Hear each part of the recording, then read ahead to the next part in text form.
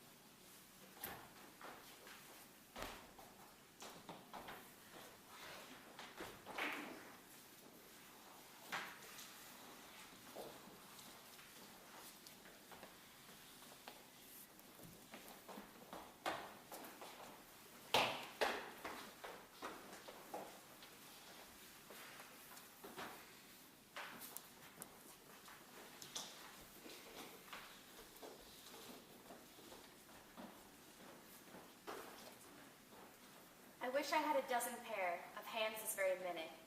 I'd soon put all these things to rights. The very deuce is in it. Here's a big wash to be done. One pair of hands to do it. Sheets, shirts and stockings, coats and pants. How will I e'er get through it? Dinner to get for 6 or more. No loaf left over from Sunday. And baby cross as he can live. He's always so on Monday. And there's the cream, 'tis getting sour, and must forthwith be churning. And here's Bob wants a button on. Which way shall I be turning? 'Tis time the meat was in the pot, the bread was worked for baking. The clothes were taken from the boil. Oh dear! Oh no! The baby's waking! Oh dear, if P comes home and finds things in this bother, he'll just begin and tell me all about his tidy mother. How nice her kitchen used to be, her dinner always ready, exactly when the dinner bell rung. Hush, hush, dear little Freddie. And then will come some hasty word, right out before I'm thinking. They say that hasty words from wives set sober men to drinking. Now, isn't that a great idea, that men should take to sinning, because a weary, half-sick wife can't smile so winning? When I was young, I used to earn my living without trouble, had clothes and pocket money too, and hours of leisure double. I never dreamed of such a fate when I, alas, was courted. Wife, mother, nurse, seamstress, cook, housekeeper, chambermaid, laundress, dairy woman, and scrub, generally doing the work of 6 for the sake of being supported.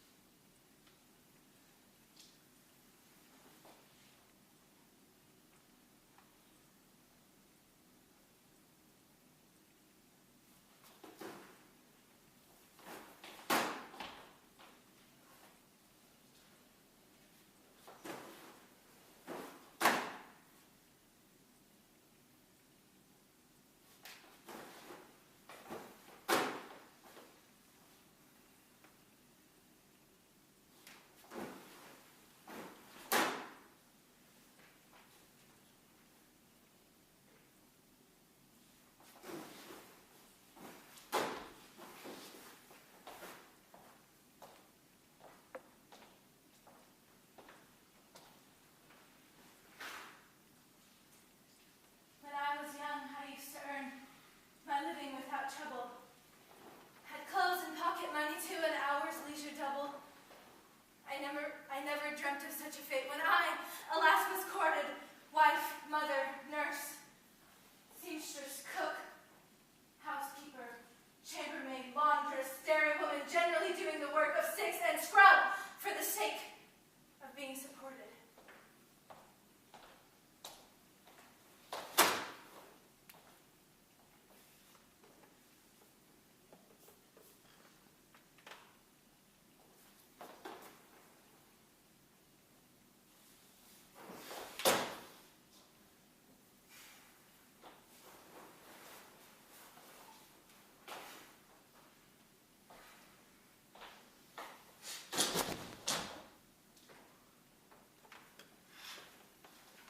For the sake of being supported.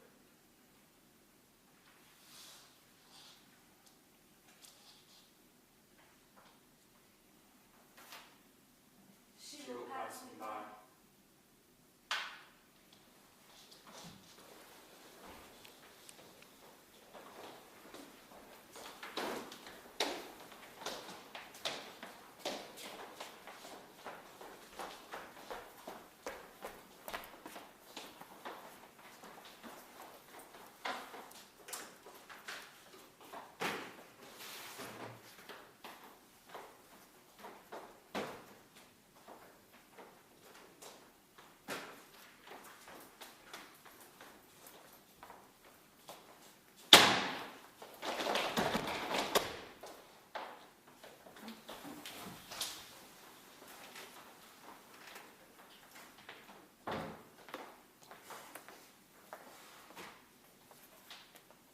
I'll work my fair and pretty trade.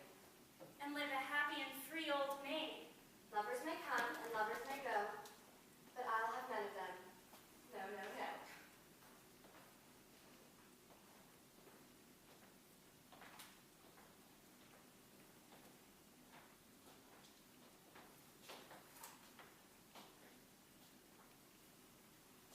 Marry me, darling, and you shall be the happiest woman on land or sea. Never again shall you have to go to your daily toil through heat or snow. It shall be my pleasure, my law, my life to make you a happy and blessed wife. Marry me, and you shall never see a sorrow or hardship, a care or a woe.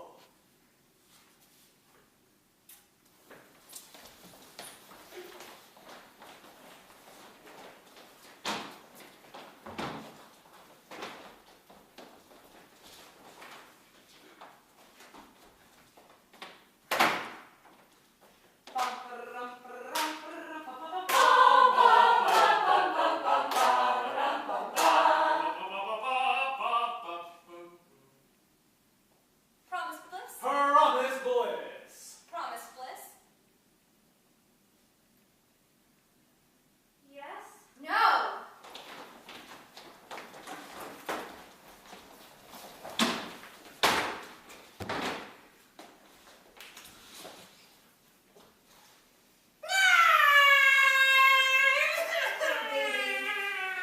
She'll be a woman someday. Poor baby. The woman's lot is so hard.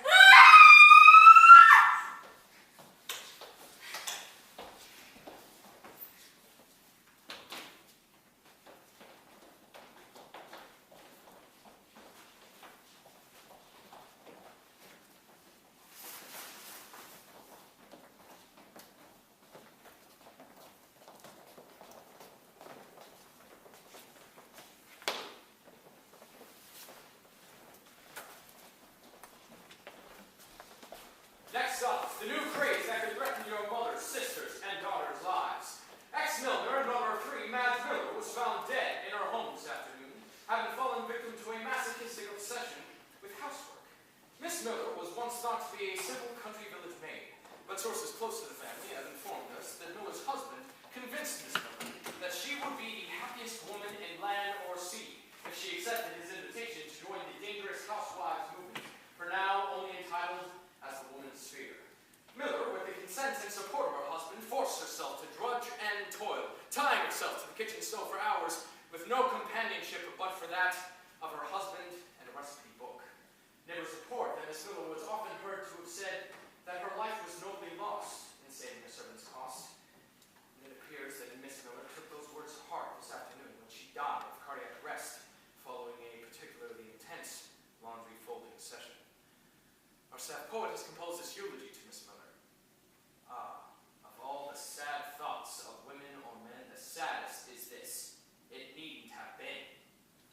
I have a neighbor, one of those not very hard to find, who know it all without debate and never change their mind. I asked him what of women's rights he said in tones severe. My mind on that is all made up. Keep woman in her sphere. Dear Diary, I vote because I have to, not because I want to. Elections are messy and ugly, and I hate them. There are people polling and yelling from this side, and polling and yelling from this side, and I don't want to hear any of it. Both sides are being taken to extremes, and both sides are just as equally ridiculous, violent, and judgmental. There is little love during election time, when good intentions get carried away and distorted. I vote because I have to, not because I want to. I voted by process of elimination, and I stand by my vote.